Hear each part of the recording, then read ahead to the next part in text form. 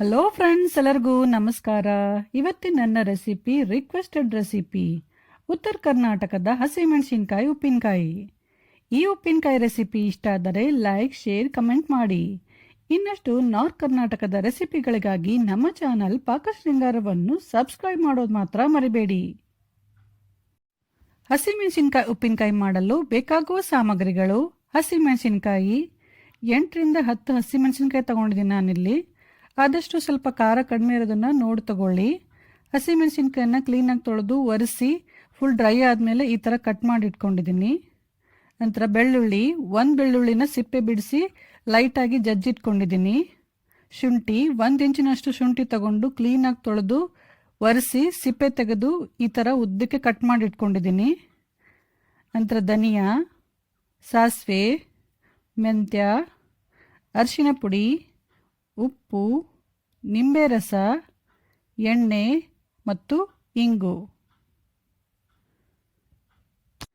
ಈ ರೆಸಿಪಿಗೆ ಏನೆಲ್ಲ ಸಾಮಗ್ರಿ ಬೇಕು ಅದರ ಅಳತೆ ಎಲ್ಲವನ್ನು ವಿವರವಾಗಿ ನಾನು ಡಿಸ್ಕ್ರಿಪ್ಷನ್ ಬಾಕ್ಸಲ್ಲಿ ಹಾಕಿದ್ದೇನೆ. ಫಸ್ಟ್ ಒಂದು ಕಡಾಯಿ ಬಿಸಿ ಮಾಡಿ ಆಮೇಲೆ ಅದರಲ್ಲಿ ಧನಿಯಾ, ಮೆಂತ್ಯ ಮತ್ತು ಸಾಸಿವೆ ಈ ಮೂರನ್ನು ಒಂದೊಂದಾಗಿ ಸಪ್ರೇಟಾಗಿ ಹುರಿದು ಒಂದು ಪ್ಲೇಟಲ್ಲಿ ತೆಗೆದಿಟ್ಕೊಳ್ಳಿ. ಆಮೇಲೆ ಅದೇ ಕಡಾಯಿಯಲ್ಲಿ ಕಟ್ ಮಾಡಿದ ಹಸಿಮೆಣಸಿನಕಾಯಿ ಹಾಕಿ 1 ನಿಮಿಷ ಹುರಿಯಿರಿ. ಜಾಸ್ತಿ ಹುರಿಬಾರ್ದು, ಬರೀ 1 ನಿಮಿಷ ಹುರಿಬೇಕು. ಈ ಥರ ಮಾಡೋದ್ರಿಂದ ಮೆಣಸಿನ್ಕಾಯಲ್ಲಿ ಏನಾದರೂ ನೀರಿನ ಅಂಶ ಇದ್ದರೆ ಅದು ಹೋಗುತ್ತೆ. ಜಸ್ಟ್ 1 ನಿಮಿಷ ಈ ಥರ ಬಿಸಿ ಮಾಡಿ ತೆಗೆದಿಟ್ಕೊಳ್ಳಿ. ಆಮೇಲೆ ಹುರಿದ ಮಸಾಲೆಗಳು ತಣ್ಣಗಾದ್ಮೇಲೆ ಒಂದು ಸಣ್ಣ ಮಿಕ್ಸಿ ಜಾರಲ್ಲಿ ಫಸ್ಟು ಧನಿಯಾ ಮತ್ತು ಮೆಂತ್ಯ ಹಾಕಿಬಿಟ್ಟು ನೈಸಾಗಿ ಪುಡಿ ಮಾಡ್ಕೊಳ್ಳಿ. ಧನಿಯಾ ಮತ್ತು ಮೆಂತ್ಯ ಪುಡಿ ಆದಮೇಲೆ ಆಮೇಲೆ ಅದರಲ್ಲಿ ಹುರಿದ ಸಾಸಿವೆ ಹಾಕಿ ಸಾಸಿವೆನ ಸ್ವಲ್ಪ ತರಿತರಿಯಾಗಿ ಪುಡಿ ಮಾಡ್ಕೊಳ್ಳಿ. ಫುಲ್ ನೈಸ್ ಆಗಬಾರ್ದು, ಸ್ವಲ್ಪ ತರಿತರಿ ಇರಬೇಕು. ಈಗ ಉಪ್ಪಿನಕಾಯಿಗೆ ಮಸಾಲೆ ರೆಡಿಯಾಗಿದೆ. ಆಮೇಲೆ ನಮ್ಮದು ಹುರಿದಿಟ್ಟ ಮೆಣಸಿನ್ಕಾಯಿ ಕೂಡ ಫುಲ್ ತಣ್ಣಗಾಗಿದೆ. ಅದರಲ್ಲಿ ಉಪ್ಪು, ಅರಿಶಿನ ಪುಡಿ, ಹುರಿದ ಮಸಾಲೆ ಪುಡಿ ಮತ್ತು ನಿಂಬೆ ರಸ ಹಾಕಿ ಚೆನ್ನಾಗಿ ಮಿಕ್ಸ್ ಮಾಡಿ.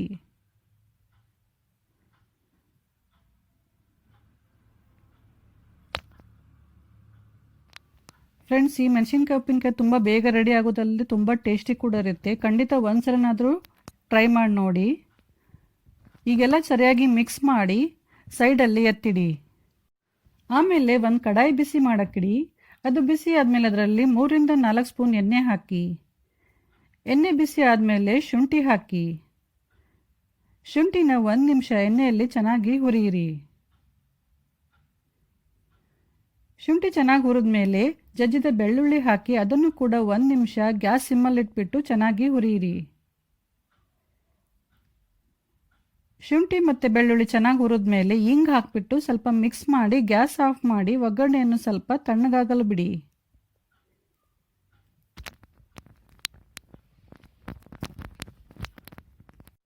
ಈಗ ಅರ್ಧ ಗಂಟೆ ಆಗಿದೆ. ಒಗ್ಗರಣೆ ಫುಲ್ ತಣ್ಣಗಾಗಿದೆ. ಇದನ್ನಿವಾಗ ಮೆಣಸಿನ್ಕಾಯಿಗೆ ಹಾಕಿಬಿಟ್ಟು ಚೆನ್ನಾಗಿ ಮಿಕ್ಸ್ ಮಾಡಿ. ಒಗ್ಗರಣೆ ಫುಲ್ ತಣ್ಣಗಾಗುವವರೆಗೂ ಹಾಕಬಾರ್ದು, ಇಲ್ಲಾಂದರೆ ಉಪ್ಪಿನಕಾಯಿ ಬೇಗ ಹಾಳಾಗುತ್ತೆ. ಎಲ್ಲ ಚೆನ್ನಾಗಿ ಮಿಕ್ಸ್ ಮಾಡಿದ ಮೇಲೆ ಉಪ್ಪಿನಕಾಯಿ ರಸನ ಸ್ವಲ್ಪ ಟೇಸ್ಟ್ ಮಾಡಿ ನೋಡಿ. ಉಪ್ಪು ಮತ್ತು ನಿಂಬೆ ರಸ ಏನಾದರೂ ಕಮ್ಮಿ ಆಗಿದ್ರೆ ಮತ್ತೆ ಹಾಕಿಬಿಟ್ಟು ಚೆನ್ನಾಗಿ ಮಿಕ್ಸ್ ಮಾಡಿ 3ರಿಂದ 4 ಗಂಟೆ ಮುಚ್ಚಿಡಿ.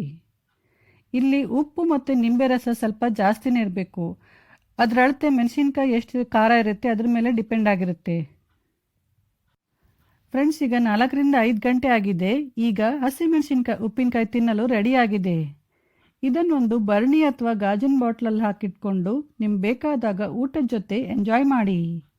ಈ ರೆಸಿಪಿ ಇಷ್ಟ ಆದರೆ ಲೈಕ್, ಶೇರ್, ಕಮೆಂಟ್ ಮಾಡಿ ಮತ್ತು ನಮ್ಮ ಚಾನಲ್ ಪಾಕಶೃಂಗಾರವನ್ನು ಸಬ್ಸ್ಕ್ರೈಬ್ ಮಾಡೋದು ಮಾತ್ರ ಮರಿಬೇಡಿ.